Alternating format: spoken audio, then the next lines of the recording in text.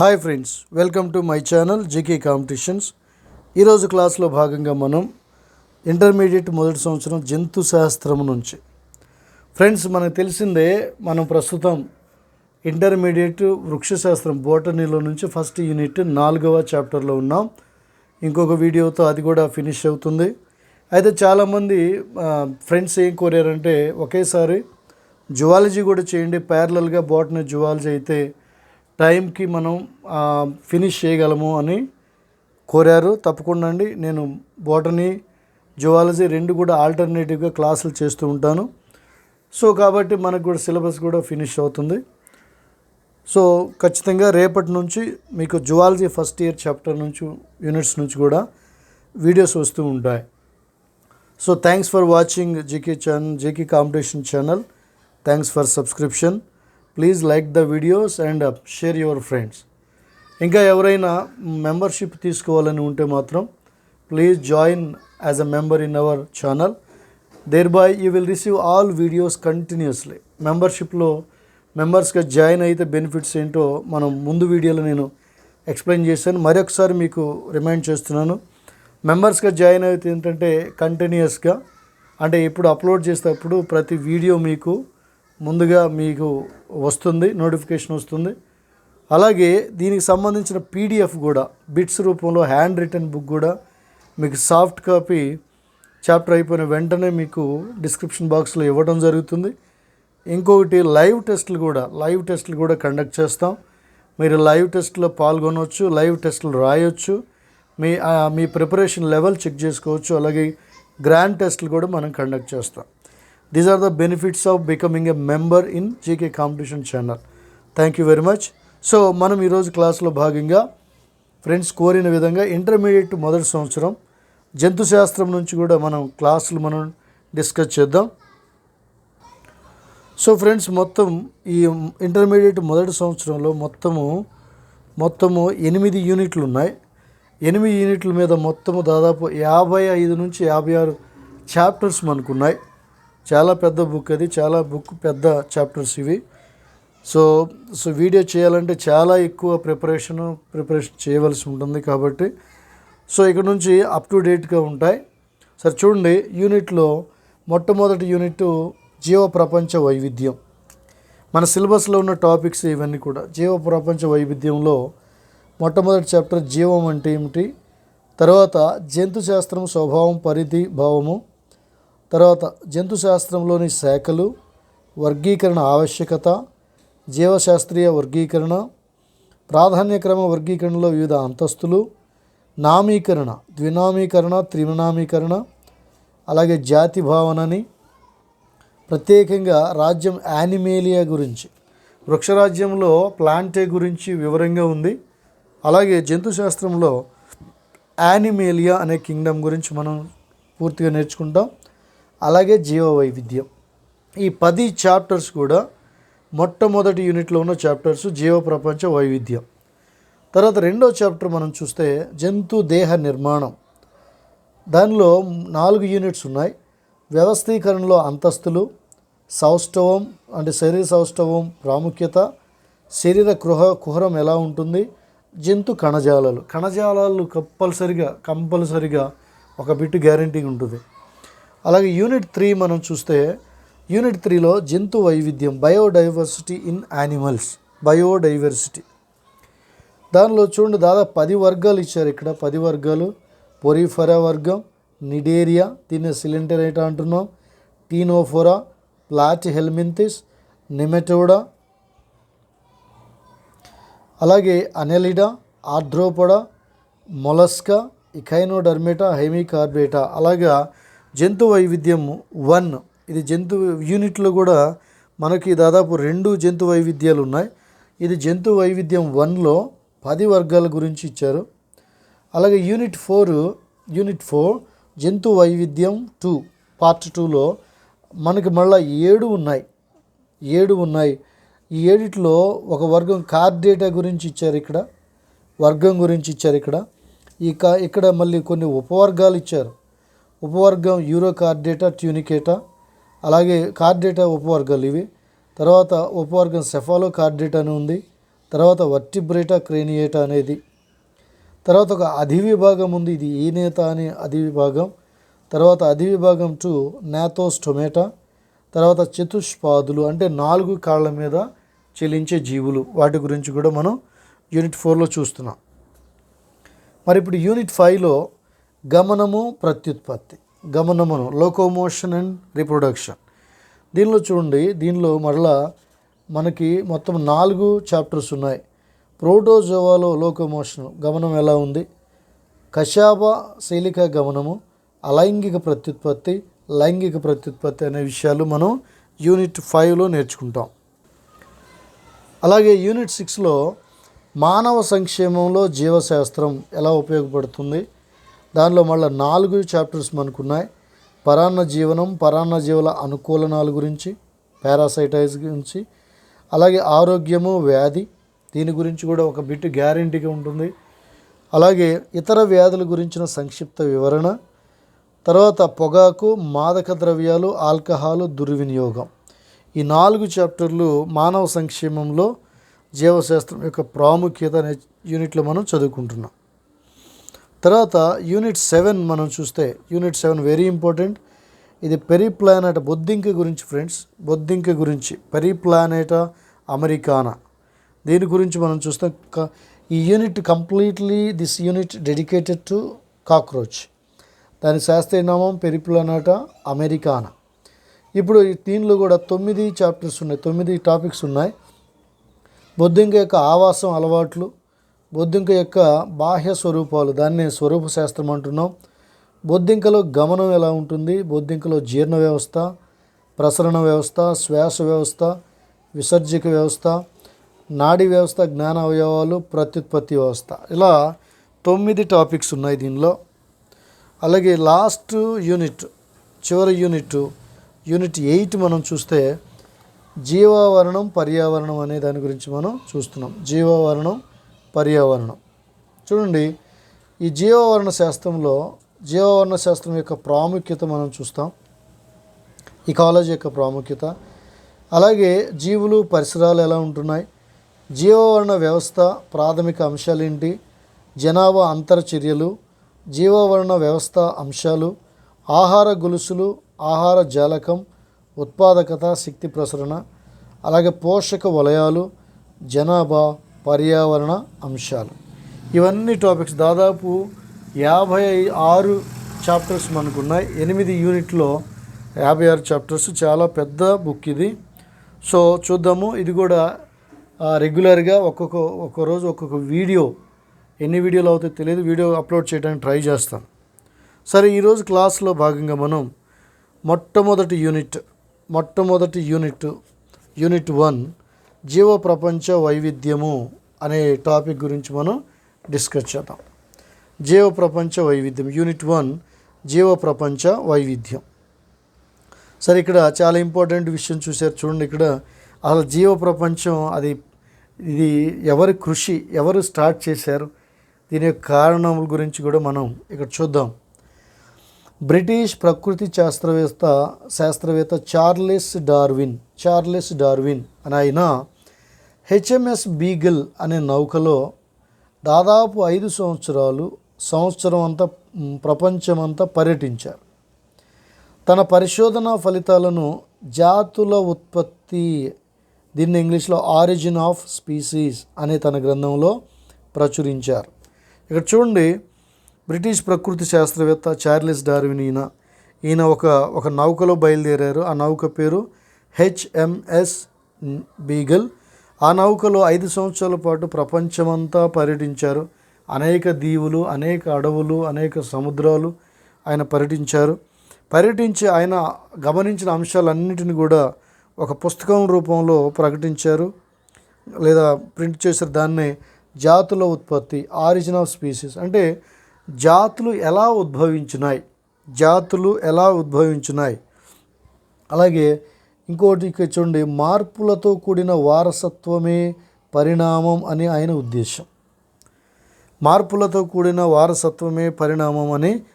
ఉద్దేశం. చూడండి, ఈ 2 జాతుల ఉత్పత్తి అనేది గుర్తుపెట్టుకోండి. జాతుల ఉత్పత్తి అనే గ్రంథాన్ని రచించిన వారు చార్లెస్ డార్విన్.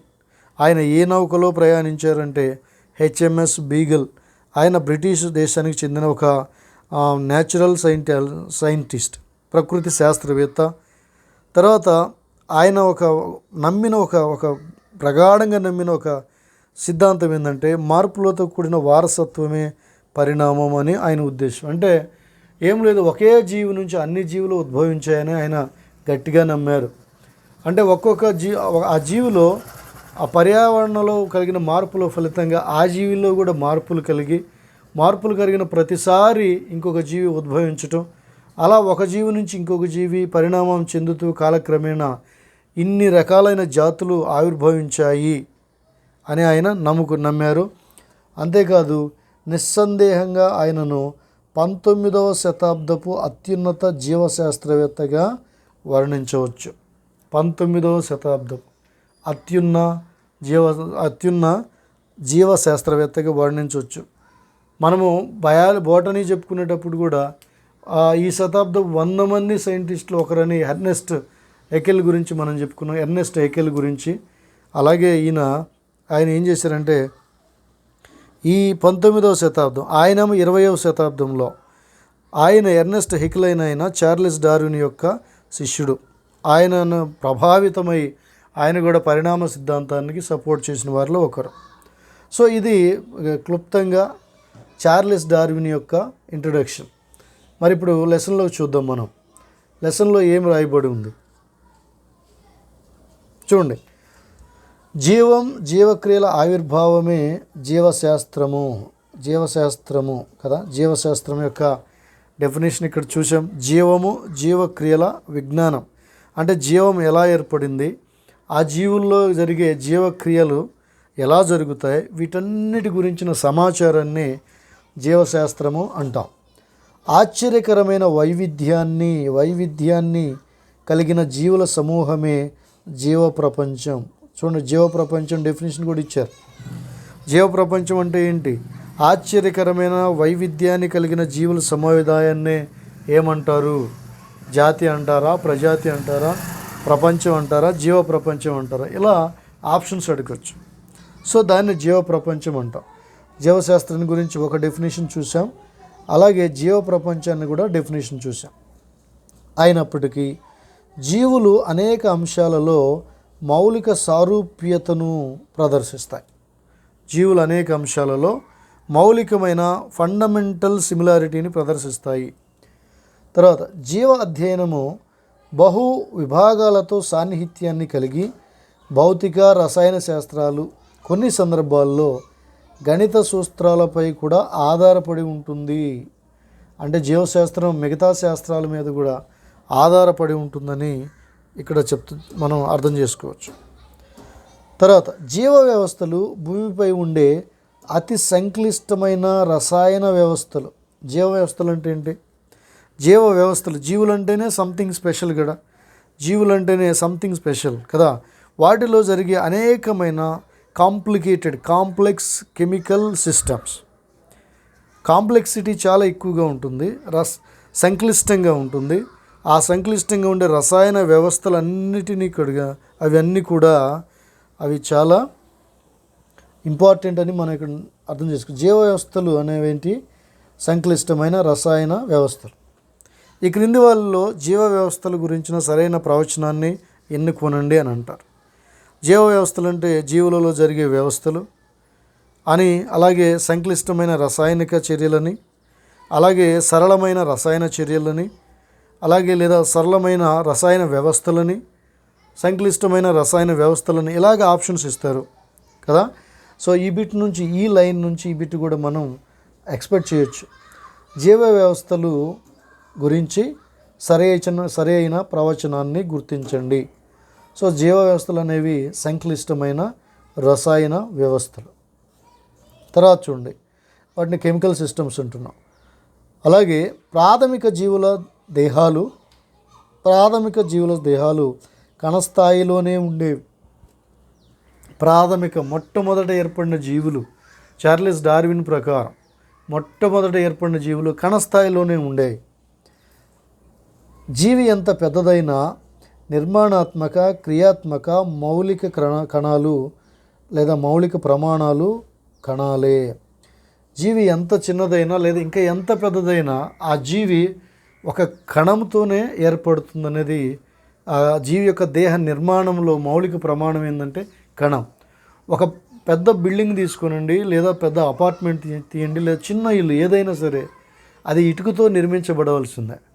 ఆ బిల్డింగ్ యొక్క ప్రమాణం ఏంది, మౌలిక ప్రమాణం ఏంటి అని మనం ఆలోచిస్తే ఇటుకలు ఒకదాని మీద ఒకటి పెట్టి ఎలా ఒక గోడగా, ఆ తర్వాత ఒక గదిగా, ఆ తర్వాత ఒక ఇల్లుగా కన్స్ట్రక్షన్ జరగబడుతుందో అలాగే జీవుల శరీరం కూడా కణంతో స్టార్ట్ అయ్యి కణం తర్వాత కణం యాడ్ అవుతూ మల్టిప్లికేషన్ జరుగుతూ డివిజన్ జరుగుతూ ఆ తర్వాత కణం నుంచి కణజాలాల నుంచి అవయవాల నుంచి అవయవ వ్యవస్థల నుంచి మొత్తం జీవిగా ఏర్పడుతుందనేది మనం అర్థం చేసుకోవచ్చు. కాబట్టి జీవి ఎంత పెద్దదైనా నిర్మాణాత్మక క్రియాత్మక మౌలిక ప్రమాణాలు కణాలే. జీవులు శక్తి మార్పిడి, ఖనిజ లవణాల పునర్వినియోగం అలాంటి ప్రక్రియల ద్వారా నిరంతరము తమతోనూ పరిసరాలతోనూ పరస్పర చర్యలు జరుపుతూ ఉంటాయి. మరి చూడండి, జీవులు కదా పరిసరాలతో నివసిస్తూ ఉంటాయి. జీవులన్నీ కూడా పరిసరాల మీద ఆధారపడి నివసించేవే. అది తోటి జీవి మీద కావచ్చు, మొక్క మీద కావచ్చు, వృక్షంగా ఏదైనా కావచ్చు, జీవులన్నీ కూడా పరిసరాలతో వాని మీద ఆధారపడి జీవించే. పరిసరాలతో పరస్పర చర్యలు జరుపుతూ ఉండాలి. ఎందుకు జరపాలంటే శక్తి మార్పిడి జరగాలి, ఒక జీవి నుంచి ఇంకో జీవికి శక్తి ప్రసరణ జరగాలి, అలాగే ఖనిజ లవణాల పునర్వినియోగము కదా. మనకు తెలుసు కదా, law of conservation of mass ఏం చెప్తుంది, mass neither be created nor destroyed. అలాగే ఎనర్జీ కూడా ఏం చెప్తుంది, law of conservation of energy neither be created nor destroyed. అంటే ఆ శక్తి అనేది సృష్టించబడదు కొత్తగా, అలాగే నాశనం కాదు, ఒక ఫామ్ నుండి ఇంకో ఫామ్లోకి మారుతూ ఉంటుంది. అలాగే ఎనర్జీ కూడా ఒక జీవి నుంచి ఇంకొక జీవిలోనికి అది ట్రాన్స్ఫర్ అవుతూ ఉండాలి. అంటే ఫర్ ఎగ్జాంపుల్ మనం ఏదన్నా ప్లాంట్కి సంబంధించిన ఫ్రూట్స్ తిన్నామంటే ఆ ఫ్రూట్స్లో ఉన్న ఎనర్జీ అంతా మన శరీరంలోనికి ప్రవేశిస్తుంది. మనం చనిపోయిన తర్వాత డీకంపోజిషన్ అయిన తర్వాత మన శరీరంలో ఉన్న ఎనర్జీ మొత్తం కూడా భూమిలోకి వెళ్తుంది. ఆ భూమి నుండి మరలా మొక్కలు ఖనిజాల రూపంలో అవి పీల్చుకుంటూ ఉంటాయి. ఇలా మ్యాటర్ పదార్థం అనేది నాశనం చెందదు, అలాగే సృష్టించబడదని సైన్స్ చెప్తుంది. ఇది ఒక జీవి నుంచి ఇంకో జీవిలోనికి నిరంతరము ప్రవహిస్తూనే ఉంటుందనేది మనం ఇక్కడ అర్థం చేసుకోవచ్చు. కణాలలో జరిగే క్లిష్ట రసాయన చర్యలు మౌలిక రసాయన శాస్త్ర సూత్రాలపై ఆధారపడి ఉంటాయి. తర్వాత జీవ వ్యవస్థ ప్రతి స్థాయిలోనూ శక్తి నిర్వహణ చర్యలు ఉష్ణగతిక సూత్రాలకు లోబడి ఉంటాయి. అంటే సింపుల్గా చెప్పాలంటే వాతావరణంలో ఉన్న వేడి మీద రసాయనిక చర్యలు జరుగుతూ ఉంటాయని అర్థం. ఫర్ ఎగ్జాంపుల్ ప్లాంట్స్ ఫోటోసింథసిస్ జరగాలంటే ఏం జరగాలి, కాంతి మీద ఆధారపడి ఉంటాయి. కాంతిలో వేడి కూడా ఉంటుంది కదా. కాబట్టి జీవ వ్యవస్థ ప్రతి స్థాయిలోనూ శక్తి నిర్వహణ జరగాలంటే ఆ శక్తి నిర్వహణ చర్యలు ఉష్ణగతిక సూత్రాలకు లోబడి ఉంటాయి. అలాగే అన్ని జీవ వ్యవస్థల శక్తికి మూలాధారం సూర్యుడి నుంచే కదా లైట్ వేడి అన్నీ వస్తున్నాయి. ఆ లైట్ని ఉపయోగించి మొక్కలు కిరణజన్య సమయక్రియ జరిపి ఆహారాన్ని తయారు చేస్తున్నాయి కదా. అలాగే అనేక మిలియన్ సంవత్సరాల నుంచి ఆకుపచ్చని మొక్కలు కిరణజన్య సమయక్రియ ద్వారా సౌరశక్తిని రసాయన శక్తిగా మార్చి conversion of solar energy into chemical energy. అంటే సోలార్ ఎనర్జీ ఇక్కడ మొక్కలు కెమికల్ ఎనర్జీకి మారుస్తున్నాయి, అంటే పిండి పదార్థాల రూపంలోకి మారుస్తున్నాయి. అంటే ఎనర్జీ ఒక ఫామ్ నుంచి ఇంకో ఫామ్లోకి మారిందని మనం చూడవచ్చు. మార్చి ఆ శక్తిని ఇతర ఉన్నత స్థాయి జీవులకు అందజేసి జీవాన్ని కొనసాగిస్తున్నాయి. ఎవరు? ఆకుపచ్చని మొక్కలు. ఈ ఆకుపచ్చని మొక్కలు ప్రకృతిలో సూర్యుడు ప్రసాదించిన ఆ లైట్ని, ఆ కాంతిని ఉపయోగించుకొని ఆ కాంతిని, ఆ సౌరశక్తిని రసాయన శక్తిగా మార్చి ఆ శక్తిని ఇతర ఉన్నత స్థాయి జీవులు, ఎగ్జాంపుల్ మనమే ఉన్న స్థాయి జీవులు మనము, అలాగే యానిమల్స్, వీటన్నిటికీ అందజేసి జీవము కొనసాగేలాగా సహాయపడుతున్నాయి. కాబట్టి plants are very very very important కదా.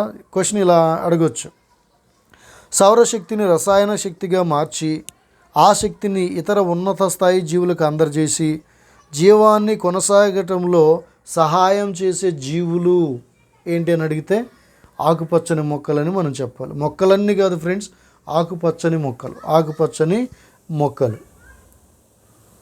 తర్వాత సజీవులకు నిర్జీవులకు గాలి, నీరు, అగ్నిశిలలు మొదలైనవి. నిర్జీవులు అంటే ఏంటి? గాలి, నీరు, అగ్నిశిలలు ఇవన్నీ కూడా నిర్జీవులే. మధ్య ఉన్న భేదాన్ని సులభంగా గ్రహించగలిగిన జీవాన్ని నిర్వచించడం కొంచెం కష్టమే. అయితే జీవము కొన్ని విశిష్ట లక్షణాలను ప్రదర్శిస్తుంది. ఇది గుర్తుపెట్టుకోవాలి మనం. జీవులు ఒక నిర్దిష్టమైన లక్షణాలను ప్రదర్శిస్తాయి. మనం బోటనీ మొట్టమొదటి యూనిట్లో కూడా అదే నేర్చుకున్నాం. ఒక ప్రత్యేకమైన లక్షణాలు జీవులు ప్రదర్శిస్తూ ఉంటాయి. మొక్కల్లో చాలా లక్షణాలను మనం చూసాం. అలాగే జంతువులు కూడా కొన్ని విశిష్ట లక్షణాలను ప్రదర్శిస్తాయి. అవేంటంటే, ఒకటి కణ వ్యవస్థను కలిగి ఉండాలి. అలాగే క్రమానుగత సంక్లిష్టతను కలిగి ఉండాలి. తర్వాత సంతానోత్పత్తి జరుపుకోగల సామర్థ్యం జీవుల్లో ఉండాలి. ఆ జీవులు పెరుగుదల చూపించాలి. అలాగే శక్తిని వినియోగించుకోవాలి. శక్తిని మార్పిడి జరగాలి. శక్తి మార్పిడి అంటే ఒక జీవి నుంచి ఇంకో జీవికి శక్తి మార్పిడి జరగాలి. అలాగే బ్యాలెన్స్, సమస్థితిని చూపించాలి. దీన్ని హోమియోస్టాసిస్ అంటున్నాం. అలాగే క్షోభ్యతను ప్రదర్శించాలి. క్షోభ్యత అంటే ఏంటి? ప్రేరణకు ప్రతిస్పందన ప్రదర్శించటం. ఈ లక్షణాలన్నీ కూడా ఎవరిలో ఉండాలంటే జీవులలో ఉండాలి.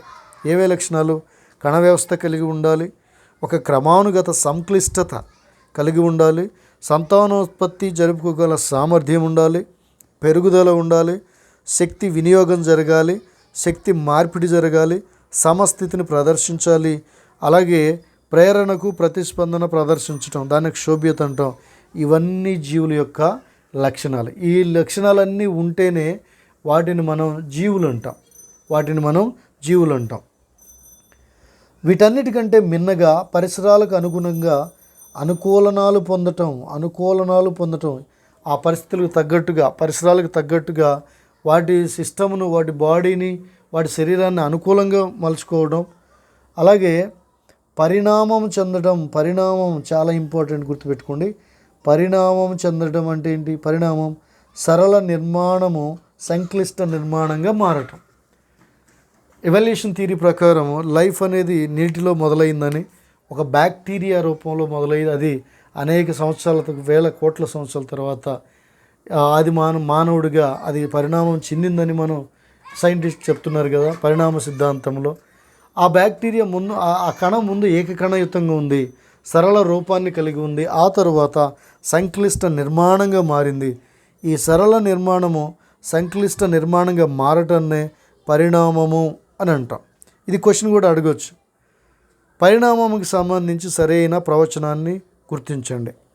సంక్లిష్ట నిర్మాణము సరళ నిర్మాణంగా మారడం, సరళ నిర్మాణము సంక్లిష్ట నిర్మాణంగా మారడం, జీవి చిన్నగా ఉన్న జీవి పెద్దగా ఎదగడం.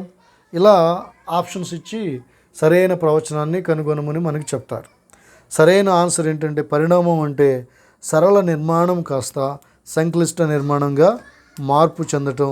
ఇలాంటి లక్షణాలను కూడా జీవం ప్రదర్శిస్తుంది.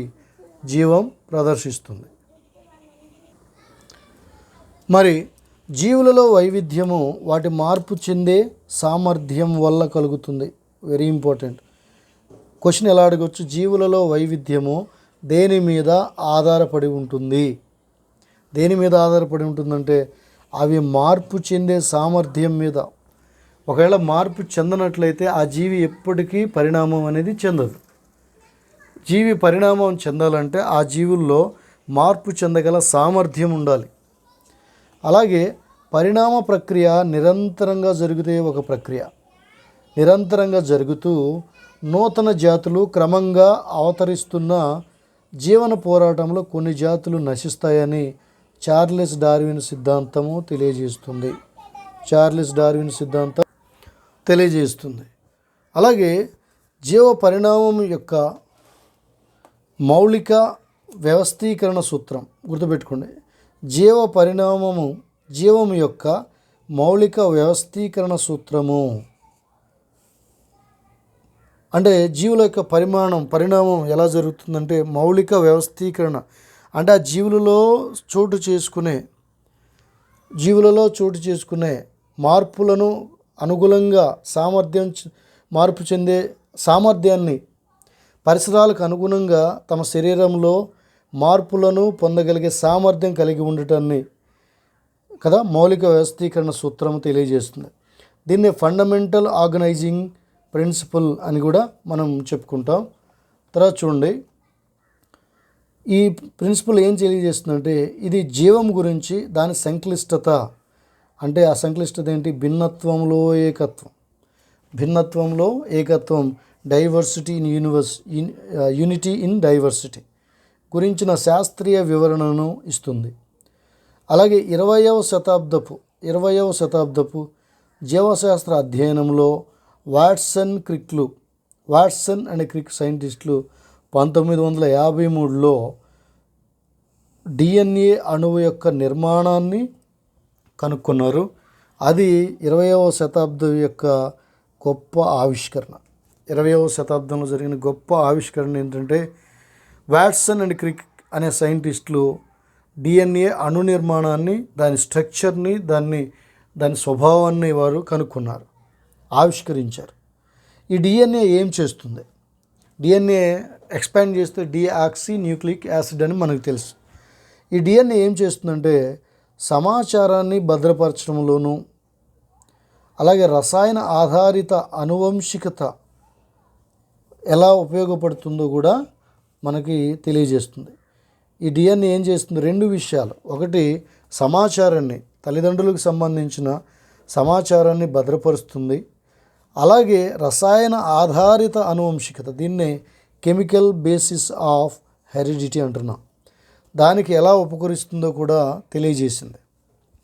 తర్వాత మానవ జీనోమ్ ప్రాజెక్ట్ అంటే హ్యూమన్ జీనోమ్ ప్రాజెక్టులో వినియోగించిన DNA వరుస క్రమాన్ని ఛేదించే స్వయంచాలక యంత్రాలు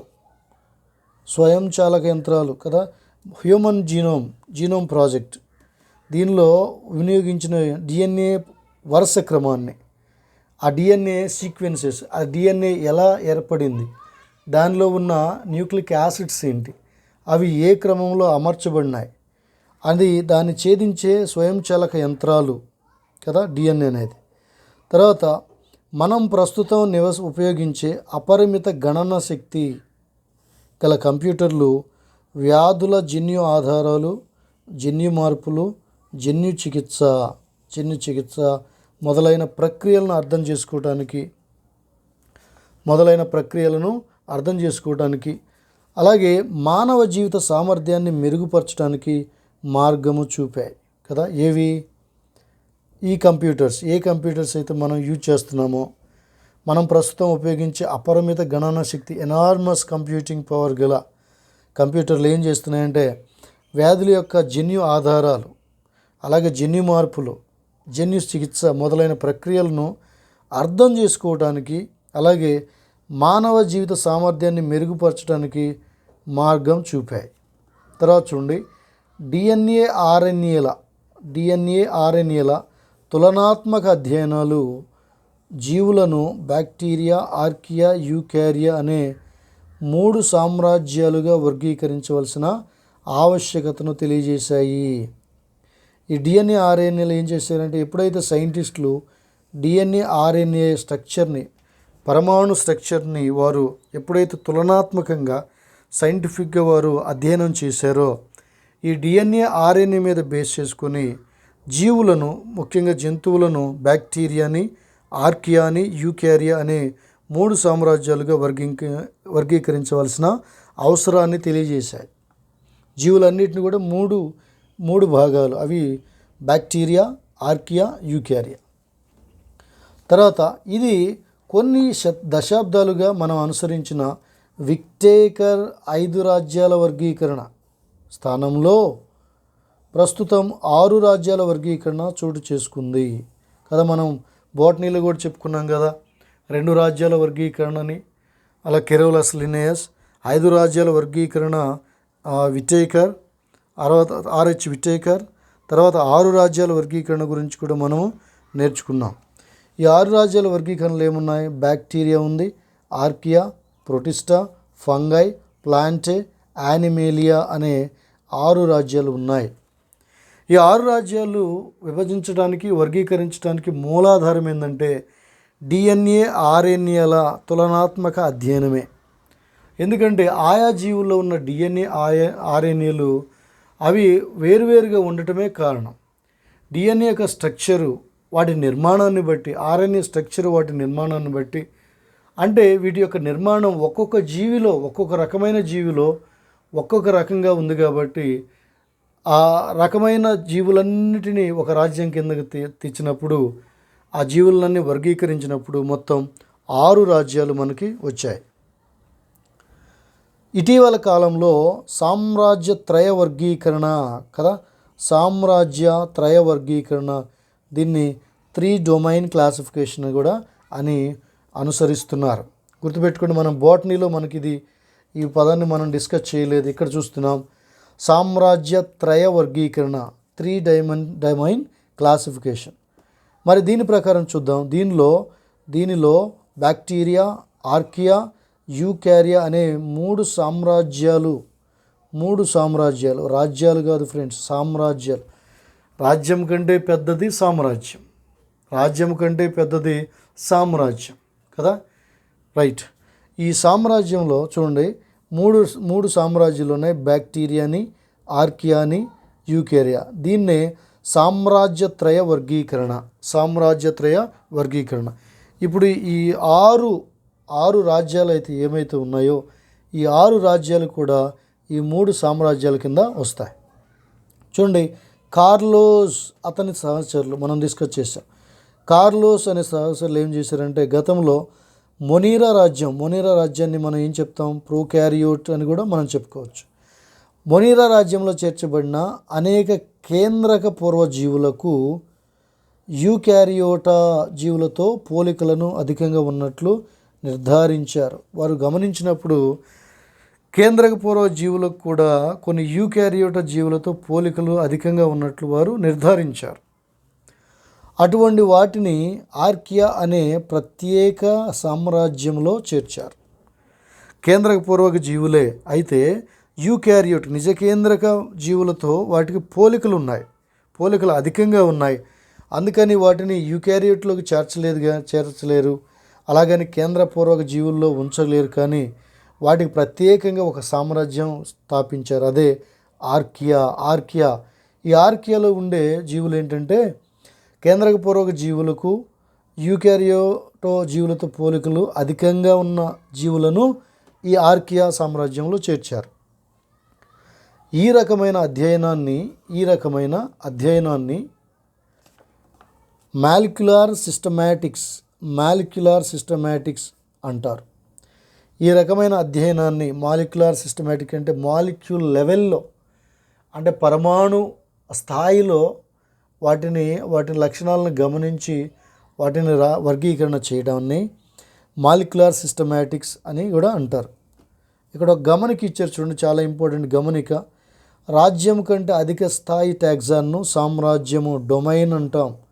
మనం ఇప్పుడే చెప్పుకున్నాం కదా, సామ్రాజ్యం అంటే రాజ్యం కంటే పెద్దది సామ్రాజ్యం. ఫర్ ఎగ్జాంపుల్ చెప్పుకోవాలంటే అలెగ్జాండర్ ప్రపంచ విజేత అలెగ్జాండరు, అతని కింద అనేక రాజ్యాలు సామంత రాజ్యాలుగా ఉన్నాయి కాబట్టి ఆయన ఒక సామ్రాజ్యాన్ని స్థాపించగలిగాడు. సామ్రాజ్యం అంటే అనేక రాజ్యాల మీద ఉండే అతి గొప్ప హైరార్కీ, దాన్ని సామ్రాజ్యం.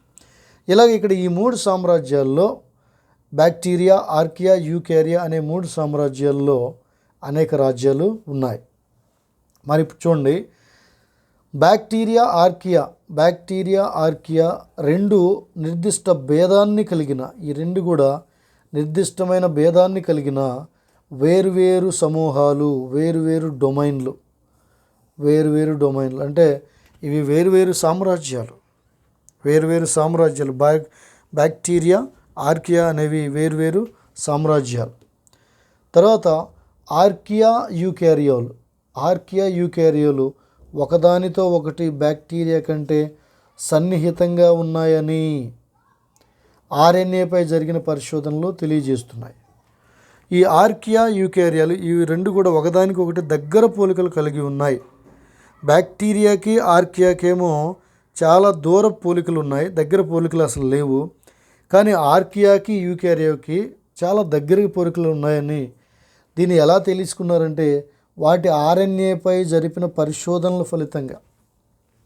చూడండి, ప్రశ్న ఇలా ఉండొచ్చు: ఈ క్రింది వానిలో దేనిపై పరిశోధనలు జరిపి ఆర్కియా యూకారియోలు ఒకదానితో ఒకటి బ్యాక్టీరియా కంటే సన్నిహితంగా ఉన్నాయని పరిశోధనలు తెలియజేశాయి? ఆన్సర్ ఏం పెట్టాలి? డిఎన్ఏనా ఆర్ఎన్ఏనా? ఆర్ఎన్ఏపై జరిపిన పరిశోధనల ద్వారా ఆర్కియా యూకారియాల మధ్య సన్నిహిత సంబంధాలు ఉన్నాయని సైంటిస్టులు తెలుసుకోగలిగారు. తర్వాత కాబట్టి ఆధునిక వర్గీకరణ శాస్త్రవేత్తలు గుర్తుపెట్టుకోవాలి. ఆధునిక వర్గీకరణ శాస్త్రవేత్తలు ఏం చేశారంటే పూర్వపు మొనేరా రాజ్యాన్ని ప్రస్తుతం బ్యాక్టీరియా, ఆర్కీబ్యాక్టీరియా రాజ్యాలుగా విభజించారు. అంటే మొనేరాలో బ్యాక్టీరియా, ఆర్కీబ్యాక్టీరియా అనేవి ఉన్నాయి. మొనేరా సామ్రాజ్యాన్ని బ్యాక్టీరియా, ఆర్కీబ్యాక్టీరియాలుగా విభజించారు. ఈ కారణంగా 5 రాజ్యాల వర్గీకరణ ఫైనల్గా 6 రాజ్యాల వర్గీకరణగా మారింది. ఎవరు? కార్లోస్ ఈయన ప్రకారం. ఇంతకుముందు 5 రాజ్యాల వర్గీకరణ ఆర్హెచ్ విటాకర్. తర్వాత ఆ మొనేరా రాజ్యాన్ని బ్యాక్టీరియా, ఆర్కీబ్యాక్టీరియాగా విభజించారు. ఇప్పుడు 5 రాజ్యాల స్థానంలో 6 రాజ్యాల వర్గీకరణ ఉంది. తర్వాత దీనిలో బ్యాక్టీరియా, ఆర్కీబ్యాక్టీరియా, ప్రోటిస్టా, ప్లాంటే, ఫంగై, యానిమేలియా అనే 5 రాజ్యాలు ఉన్నాయి. 5 రాజ్యాలు. ఇప్పుడున్న 6 రాజ్యాలు కదా, కార్లోస్ ప్రతిపాదించిన 6 రాజ్యాల వర్గీకరణలో ఏమేమి రాజ్యాలు ఉన్నాయి? బ్యాక్టీరియా, ఆర్కీబ్యాక్టీరియా, ప్రోటిస్టా, ప్లాంటే, ఫంగై, యానిమేలియా అనే రాజ్యాలు ఉన్నాయి. తర్వాత భూమిపై గల అన్ని జీవ ఆవాసాలలోనూ జీవం అతి సాధారణ కణస్థాయి నుంచి జీవి జనాభా, జీవ సమాజము, జీవావరణ వ్యవస్థ, జీవగోళ స్థాయి వరకు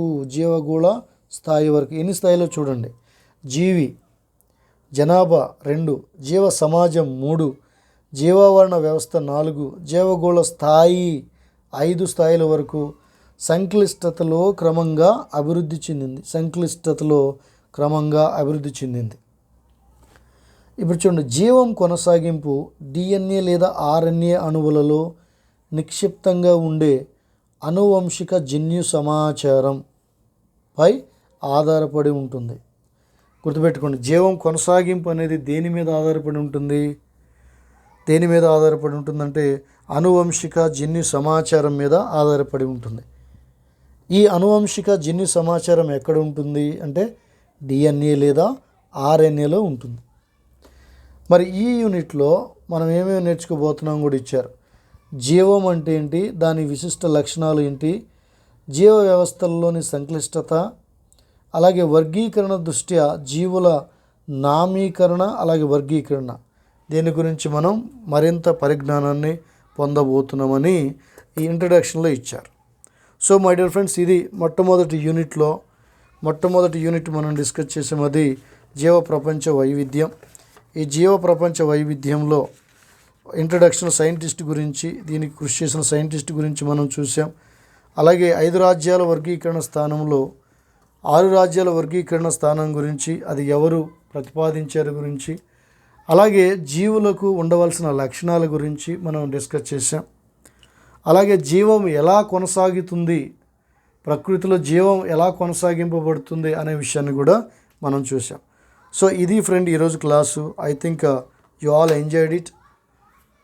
please like the video, share with your friends. And ఇంకెవరైనా ఈ వీడియోస్ను చూస్తున్నవారు సబ్స్క్రైబ్ చేసుకోకపోతే please subscribe it. Thank you very much. All the best.